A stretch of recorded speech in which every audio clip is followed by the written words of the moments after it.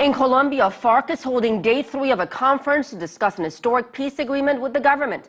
One major question: how to transition from war to politics.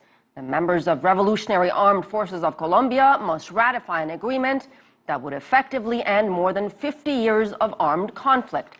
CCTV's Michelle Bege is live for us in Bogota. Michelle, what is the latest news coming from this FARC conference?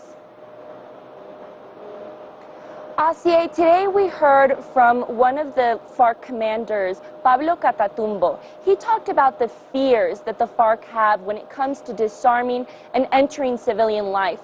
One of those top fears is security. We need to understand that in the 1980s, right-winged paramilitary groups arose in response to the FARC.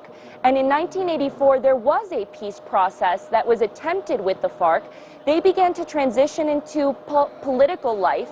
They became a party called Unión Patriótica, but more than 3,000 of its members were killed during that time by right-wing paramilitary groups, and sometimes even backed secretly by the Colombian government. So this has been an issue throughout the peace negotiations.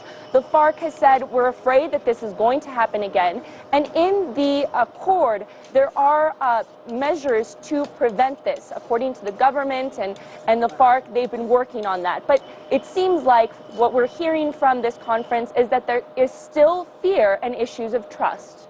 And those issues of trust and fear also exist with the Colombian people. What are they saying about this conference? Right, Asier, it seems like this trust issue is all over Colombian society, and it's going to have to be resolved if there is going to be a strong peace ahead.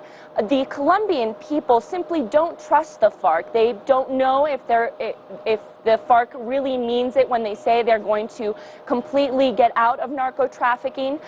They don't trust them in terms of the violent acts that they've done in the past. Many parts of society still believe that they're still involved in narco trafficking and kidnappings, and they want to see more actions from the FARC. That's what we're hearing from those who oppose this peace accord. Another trust issue from the Colombian people is that many don't trust President Juan Manuel Santos, so they don't trust the government. They're not sure that the government has put forth their best interest in this peace agreement. That's what we're hearing from a lot of Colombians here. And we need to understand, too, that President Santos has not had the best polls lately in the last year in terms of other government issues and in economy and such. So the peace agreement is very tied to President Juan Manuel Santos, and that is something that President Santos is going to have to work on if he wants people to vote yes on October 2nd.